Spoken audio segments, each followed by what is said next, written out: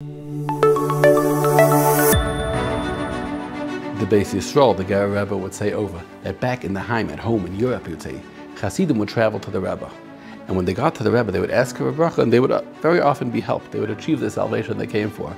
And he said that everyone understands that it wasn't just the Rabbi's bracha, although it was that as well. It was breaking yourself to travel, because back in Europe, before the war, to travel to Rabbi meant weeks, sometimes months of traveling.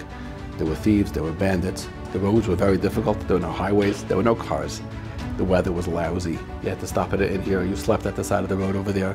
Maybe you stayed over and slept on a bench in the back of the shul. The third town took a lot of work. So he says, by the time somebody came to the Rebbe, they had already broken themselves.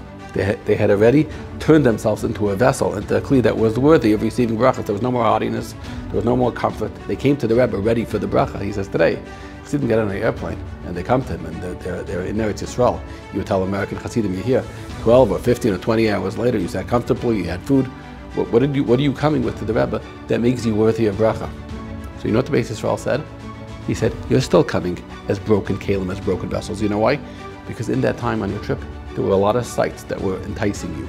There were a lot of things you may have wanted to look at. There were a lot of opportunities for you to fall. And you stood tall. You didn't look. You didn't give yourself. You didn't give in to temptation. He says, you're coming here. You're just like those Chassidim of old, because you too have broken yourself to be here. Because all along that way, when you stood tall, when you stood above the sign, you made yourself ready for bracha. You made yourself ready for blessing. You turned yourself into a vessel that has earned blessing by breaking yourself that way. That's how you come to the Rebbe. It's true now, every single time we go to shul, even if you're not a chassid, and even if you're not going to Rebbe, you go anywhere. Shlita always teaches people. He says that when a person has a sight that they want to see, their body's pulling them a certain way, and they don't look, that's a time to daven, that's a time to pray. What he's saying is really what the Beis Yisroel taught. When you break yourself, you have given the Rabbi Shalom a great gift, a mincha. We know that tzaddikim, before they daven, give tzedakah.